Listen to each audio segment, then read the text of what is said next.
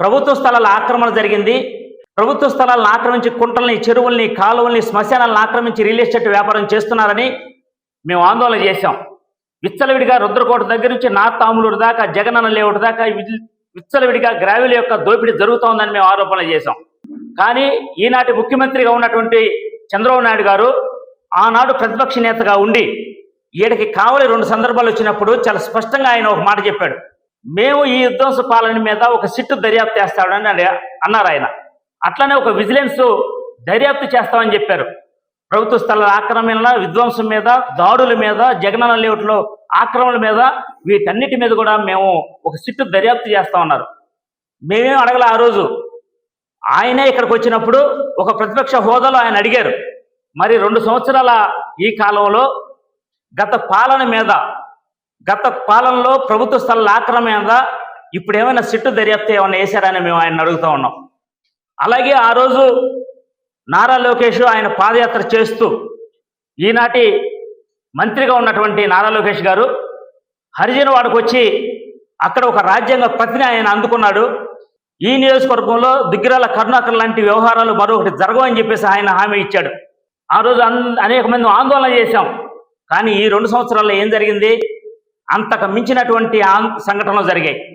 బోగోల్లో ఒక దళిత రైతు తన పొలంలో మట్టి దోలుకుంటూ ఉంటే అన్యాయంగా, అక్రమంగా వేధించి అతను తీసుకొచ్చి పోలీస్ స్టేషన్లో పెట్టారు.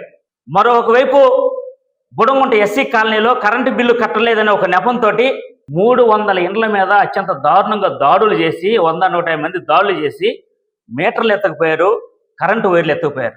దాని మీద మేము ఆందోళన చేశాం.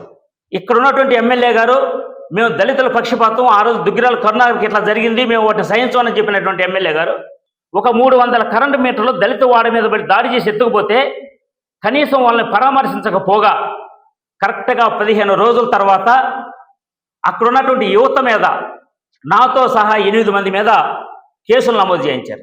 ఏమిటి వాళ్ళు చేసిన నేరం? మా వాడ మీద పడి మేము కరెంటు బిల్లులు కట్టలేదని మాకు ఎటువంటి నోటీస్ ఇవ్వకుండా మా ఇండ్ల మీద పడి మా మీటర్లు ఎత్తకపోయారు, మా కరెంటు వైర్లు ఎత్తకపోయారు.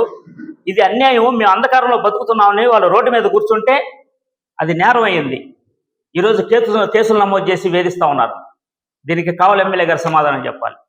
మరోవైపు నిన్నగాక మొన్న అడవిరాజుపాలెంలో దళితుల పొలాల్లో ఎవరు వేస్తున్నారో తెలియదు. ప్రొక్లైన్లు వచ్చినాయి, పొలాలని తవ్వేశారు, కింద పైపు లైన్ వేస్తున్నా ఉన్నారు. వాళ్ళ అనుమతి లేకుండా చేస్తున్నారని చెప్పి మేము ఆర్డీఓ దగ్గరికి వెళ్ళాం. ఆర్డీఓ గారికి తెలియదు, ఎవరో మాకు తెలియదు అని చెప్తా ఉన్నారు. పట్టా భూములు కాబట్టి మీరే రక్షించుకోండి అని చాలా నిర్లక్ష్యంగా ఆయన సమాధానం చెప్పారు. పోలీస్ స్టేషన్ వెళ్ళి కేసు పెట్టాం. ప్రొక్లైన్ వాళ్ళు తీసుకొస్తే వాళ్ళ దగ్గర ఎటువంటి అనుమతులు లేవు. ఒక్కొక్క పొలంలో దాదాపు 3 లక్షల రూపాయల విలువైన నష్టం అక్కడ జరిగింది. సౌడు మట్టి కూడా పైన పడింది. అక్కడ పంట పండే అవకాశమే లేదు. ఇలా మేము అడగకముందే మీరే నారా చంద్రబాబు నాయుడు గారు కానీ, లోకేష్ కానివ్వండి, సోమిరెడ్డి చంద్రమోహన్ రెడ్డి గారు కానివ్వండి, రవిచంద్ర గారు కానివ్వండి, వీళ్ళందరూ కూడా వాటిని మేము సహించాం, వాటి మీద మేము చర్యలు తీసుకుంటాం. కేవలము తడితే పడిపోయేటట్టు జగనన్న లేఅవుట్లో మేమందరం వీళ్ళు ఆందోళన చేసాం. ఆనాడు టీడీపీ కూడా కలిసి ఉంది. విపరీతమైన అక్రమాలు జరిగాయి, చిన్నపాటి వానకు పడిపోయినాయి. దాని మీద మేము చర్యలు తీసుకుంటాం. ఎవరైతే అన్యాయం చేశారో వాళ్ళని కక్కిస్తామని అన్నారు. ఎక్కడ కక్కించారు? మీరే సంగతి తెలుస్తూ ఉంటారు, మీరే కక్కిస్తామని చెప్తారు. 2 సంవత్సరాలు గడుస్తున్నప్పటికి కూడా వాళ్ళ మీద ఎటువంటి చర్యలు లేవు. 2 సంవత్సరాలు మేము వెయిట్ చేసాం. గత పాలనకి భిన్నంగా ఏమన్నా ఉంటుందేమోనని మేము ఆలోచన చేశాం. గతంలో జరిగినటువంటి నేరాల మీద, ఘోరాల మీద, అక్రమ వ్యాపారాల మీద చర్యలు ఉంటాయని మేము ఆలోచించాం. అభిప్రాయపడ్డం ఏదైనా చేస్తుందని. అటువంటి చర్యలు ఏం కనపడట్లేదు.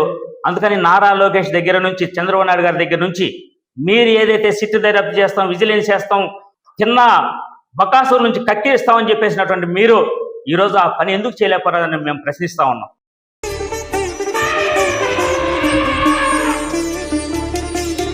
బంగారు ఆభరణాలలో సరికొత్త అధ్యాయం. సిఎంఆర్ జ్యువెలర్స్ వారి బంగారు ఆభరణాలు మీ ఇంట జరుగు వివాహ వేడుకలకు సరికొత్త స్వర్ణ వైభవంతో స్వాగతం పలుకుతోంది.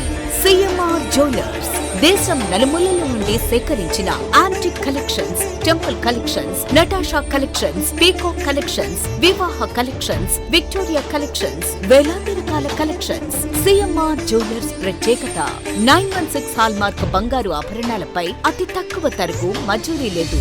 సిల్వర్ ఆర్టికల్స్ పై తరుగు మజూరీ లేదు. డైమండ్ ఆభరణాల డైమండ్ ధరపై 10% తగ్గింపు. మీ ఊహలకు ప్రతిరూపాలు సిఎంఆర్ స్వర్ణాభరణాలు.